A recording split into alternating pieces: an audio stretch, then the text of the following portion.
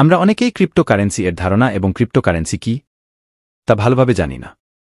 আজকে আমি আপনাদেরকে ক্রিপ্টোকারেন্সি এর ধারণাটা খুব সহজেই বুঝিয়ে দিব। আমরা যতটুকু জানি ক্রিপ্টোকারেন্সি হল একটি ডিজিটাল কারেন্সি। এর কোনো ফিজিক্যাল অস্তিত্ব নেই। এটি শুধু ভার্চুয়ালি দেখা যায়। এটি কোনো সেন্ট্রাল অথরিটি কন্ট্রোল করে না এবং কিছু ম্যাথামেটিক্যাল কম্পিউটিং এর মাধ্যমে এই কারেন্সিটি তৈরি করা হয়। আসলে এভাবে ক্রিপ্টোকারেন্সি বোঝাটা একটু কঠিন। আসুন আমরা সহজে ক্রিপ্টোকারেন্সি বুঝি। যখন টাকা পয়সার কোনো ধারণাই ছিল না, তখন মানুষ কিভাবে ক্রয় বিক্রয় করত? সেই সময় মানুষ পণ্য বিনিময়ের মাধ্যমে ক্রয় বিক্রয় করত। এইটাকে বলে বার্টার সিস্টেম, অর্থাৎ বিনিময় পদ্ধতি। মানুষ তার পণ্য নিয়ে বাজারে যেত এবং এক পণ্য বিনিময় করে তার দরকারি পণ্য নিয়ে আসত। ধরুন, আমি চাল নিয়ে বাজারে গেলাম। আমি আমার কিছু চাল দিয়ে মাছ কিনলাম, কিছু চাল দিয়ে ডাল কিনলাম এবং কিছু চাল দিয়ে তেল কিনলাম। অপরদিকে চাল, ডাল এবং তেল বিক্রেতারা তাদের চাল, ডাল এবং তেল বিনিময় করে তাদের দরকারি জিনিসপত্র কিনল। এভাবে বিনিময় পদ্ধতির মাধ্যমে মানুষ তার পণ্যের চাহিদা মেটাত। এই বিনিময় পদ্ধতির কতগুলো সুবিধাও ছিল এবং কতগুলো অসুবিধাও ছিল। সুবিধাগুলো আমরা একটু পরে দেখব। কিন্তু দুইটা প্রধান অসুবিধা হচ্ছে, আমি যার থেকে তেল নিব তার হয়তো চাল দরকার নেই, যার জন্য সে আমার চাল নিয়ে আমাকে তেল দিবে না। অপরদিকে চাল, ডাল, তেল এবং অন্যান্য পণ্যের সঠিকভাবে মূল্য নির্ধারণ করা যাচ্ছিল না। এই সমস্যাগুলো সমাধান করার জন্য মুদ্রার ধারণা চলে আসে। মূল্যবান ধাতু যেমন স্বর্ণ, রৌপ্য দিয়ে মুদ্রা তৈরি করা হয়। এই মুদ্রা ব্যবহার করে উল্লিখিত সমস্যা দুটির সমাধান করা হয়। ধরুন, আমি চাল নিয়ে বাজারে গেলাম, চাল বিক্রি করে মুদ্রা নিলাম, এবার মুদ্রা দিয়ে তেল এবং অন্যান্য প্রয়োজনীয় পণ্য কিনলাম। অপরদিকে মুদ্রা দিয়ে পণ্যের একটা সঠিক মূল্যায়ন ও সম্ভব হল। কিন্তু এই মুদ্রা পদ্ধতিতেও কিছু সমস্যার আবির্ভাব হয়। যেমন, অনেকগুলো মুদ্রা নিয়ে চলাফেরা অসুবিধা হচ্ছিল, মুদ্রা তৈরি করার পর্যাপ্ত স্বর্ণ, রৌপ্য ও পাওয়া যাচ্ছিল না। এই সমস্যা সমাধানের লক্ষ্যে চালু হয় কাগজের নোট। কাগজের নোটের ধারণাটি প্রতিষ্ঠিত করার জন্য একটি দেশের কেন্দ্রীয় ব্যাংক পর্যাপ্ত স্বর্ণ, রৌপ্য মজুত রেখে সমপরিমাণ কাগজের নোট বাজারে ছেড়ে দেয় এবং কেন্দ্রীয় ব্যাংক সবকিছু নিয়ন্ত্রণ করে। এভাবে মুদ্রা প্রথার সমস্যার সমাধান মিলে।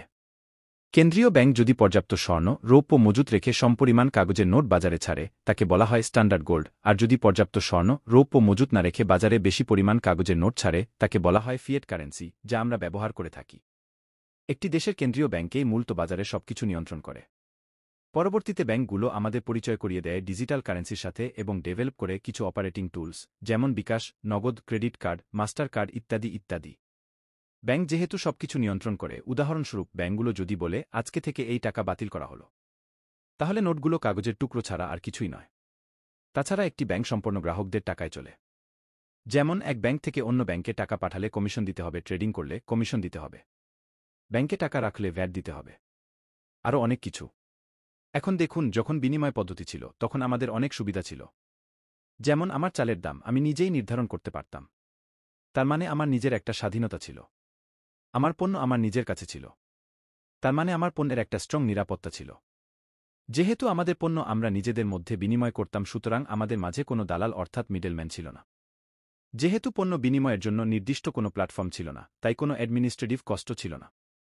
পণ্য বিনিময় করার সময় যেহেতু কোনো দালাল ছিল না, সুতরাং কোনো ট্রানজ্যাকশন কষ্ট ছিল না। অপরদিকে ব্যাংক যখন বিনিময়ের মাধ্যম হিসেবে টাকা নিয়ে আসলো, আমরা আমাদের স্বাধীনতা হারিয়ে ফেললাম, আমাদের নিরাপত্তা হারিয়ে ফেললাম। আমাদের মাঝে মিডলম্যান চলে আসলো, যার ফলে অ্যাডমিনিস্ট্রেটিভ কস্ট বেড়ে গেল এবং ট্রানজ্যাকশন ফিও চলে আসলো। এই সমস্যা সমাধানের লক্ষ্যে সাতোশি নাকামোটো নিয়ে আসলো বিনিময়ের নতুন এক ডিজিটাল মাধ্যম, যার নিরাপত্তা দিবে ক্রিপ্টোগ্রাফি, আর স্বাধীনতা হলো আমার টাকা আমার কারেন্সি। এটার নামই হলো ক্রিপ্টোকারেন্সি। আমরা যখন ব্যাংকে টাকা রাখি, আমরা যে সমস্যাগুলো লক্ষ্য করি তা হলো, ব্যাংকে আমাদের নিরাপত্তা কোথায়? তাছাড়া অধিক কমিশন এবং ট্রানজ্যাকশন ফি তো আছেই। আগে ব্যাংকগুলো গ্রাহকদের ডাটা স্টোর করত খতিয়ান বা খাতার মধ্যে। এখন ব্যাংকগুলো গ্রাহকদের ডাটা স্টোর করে তাদের নিজস্ব ওয়েবসাইটে ডাটাবেইজে। তার মানে এই ডাটাগুলো ব্যাংকার ও দেখতে পারে, আমাকে অ্যাক্সেস দিলে আমিও দেখতে পারি। যদি কোনো হ্যাকার ডাটাগুলো চুরি করে বা হ্যাক করে, সেটা সম্ভব। তাহলে আমার নিরাপত্তা কোথায়? এই সবগুলো সমস্যার সমাধান হচ্ছে ক্রিপ্টোকারেন্সি। ক্রিপ্টোকারেন্সি হল একটি ডিজিটাল বা ভার্চুয়াল মুদ্রা, যা নিরাপত্তা দেয় ক্রিপ্টোগ্রাফি। ক্রিপ্টোগ্রাফি হল তৃতীয় পক্ষের উপস্থিতিতে নিরাপদ যোগাযোগ এবং ডেটা সুরক্ষার কৌশলগুলির অনুশীলন এবং অধ্যয়ন। এটি তথ্যকে এমন একটি বিন্যাসে রূপান্তর করতে গাণিতিক অ্যালগরিদম ব্যবহার করে, যা অনুমোদিত ব্যক্তিদের জন্য দুর্বোধ্য। ক্রিপ্টোগ্রাফির প্রাথমিক লক্ষ্যগুলির মধ্যে রয়েছে গোপনীয়তা, অখণ্ডতা, প্রমাণীকরণ। ক্রিপ্টোকারেন্সি ও অন্যান্য ডাটা ব্লকচেইনে কেন অধিক সুরক্ষিত থাকে তা আমার বেসিক ব্লকচেইন ভিডিওটি দেখে সহজেই বুঝতে পারবেন। ক্রিপ্টোকারেন্সির মোটামুটি 5টি প্রাথমিক নিরাপত্তা বৈশিষ্ট্য আছে। 1. ক্রিপ্টোগ্রাফি। উন্নত ক্রিপ্টোগ্রাফিক কৌশল নিরাপদ লেনদেন এবং নতুন ইউনিট তৈরি ও নিয়ন্ত্রণ করে। নিরাপদ লেনদেনের সুবিধার্থে পাবলিক এবং প্রাইভেট কি ব্যবহার করা হয়। 2. ডিসেন্ট্রালাইজড অর্থাৎ বিকেন্দ্রীকরণ।